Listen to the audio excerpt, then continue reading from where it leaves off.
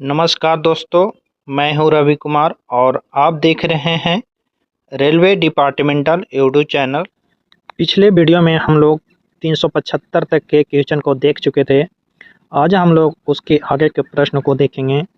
तो पहला प्रश्न है, लोको में फ्लैट टायर के अधिकतम अनुमत सीमा कितनी होती है?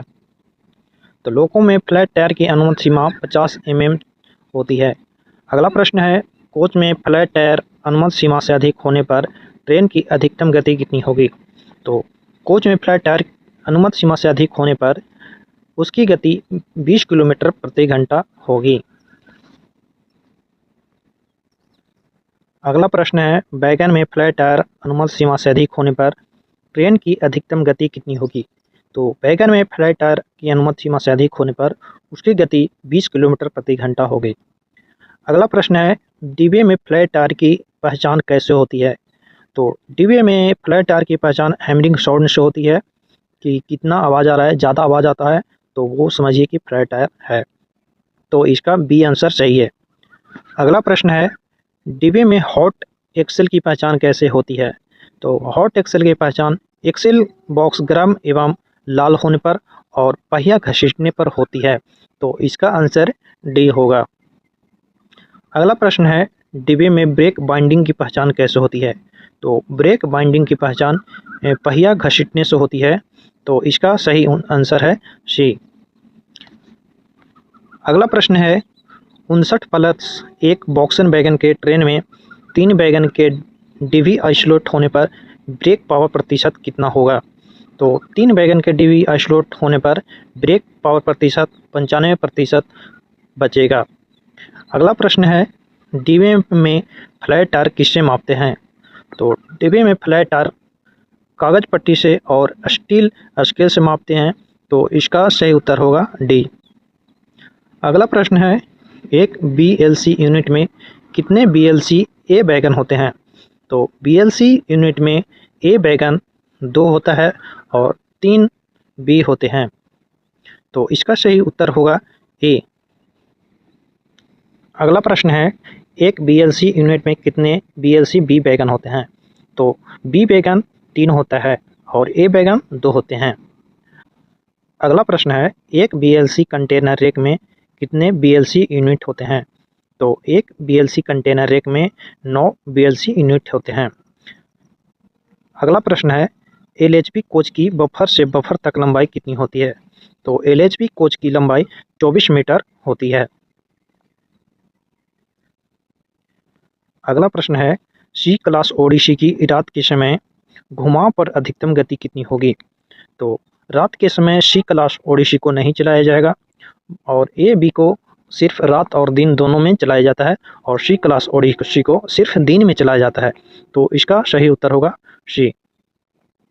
अगला प्रश्न है, बी क्लास ओडिसी की घुमाव में एवं इंजन की सीटी खराब होने पर अधिकतम गति क्या होगी?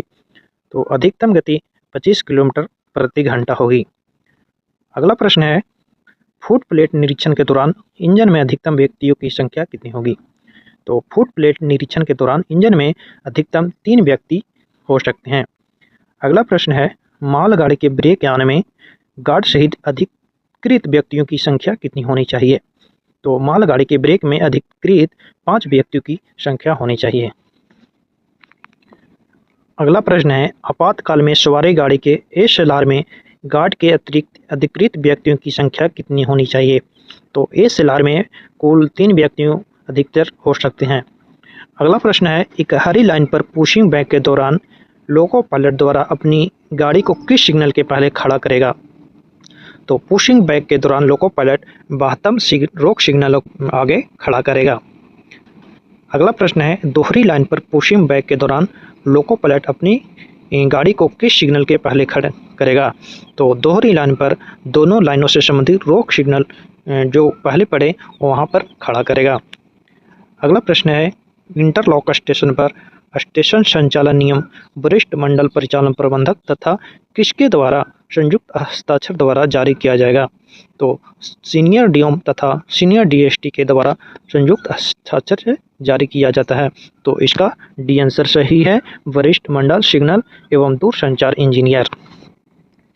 अगला प्रश्न है, बड़े यार्ड जहां अलग से शंटिंग स्टाफ नियुक्त किया गया है तथा जहां निर्धारित स्थान पर नियमित शंटिंग कार्य किया जाता है, वहां पर शंटिंग कार्य हेतु क्या दिया जाता है? तो वहां पर कुछ नहीं दिया जाता है, तो शंटिंग मास्टर के द्वारा किया जाता है। अगला प्रश्न है, यदि शंटिंग कार्य स्थावर सिग्नल या शंट सिग्नल के आधार पर किया जा रहा है, तो ऐसे शंटिंग के दौरान केबल से किस सिग्नल को छोड़कर किसी अन्य सिग्नल को प्रदर्शित करने की आवश्यकता नहीं है।